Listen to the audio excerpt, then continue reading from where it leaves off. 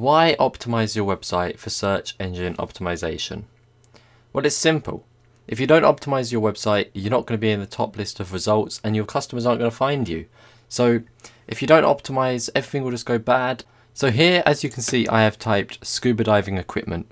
As you can see, these first few websites have optimized their websites really well. And let's just open one really quickly.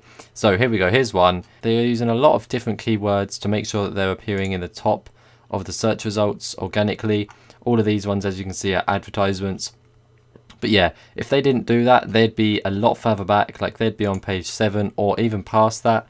And as you can see, not many people are likely to click on these websites even further down, so that they're not going to get as many sales on their products. So if you want to get more sales on your products and services, you have to optimize your website for search engine optimization, for Google, for Bing, for all these different platforms. Otherwise you won't get into the top page. And if you don't get into the top page, you're not likely to get any sales for your products or services or any visitors on your website. So yeah, it's simple. Just optimize your website and that is how you will appear on the first page.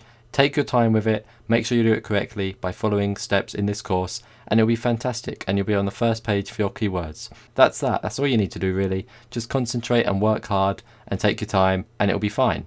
Thanks for watching, thanks for listening, I'll see you in the next one. Goodbye.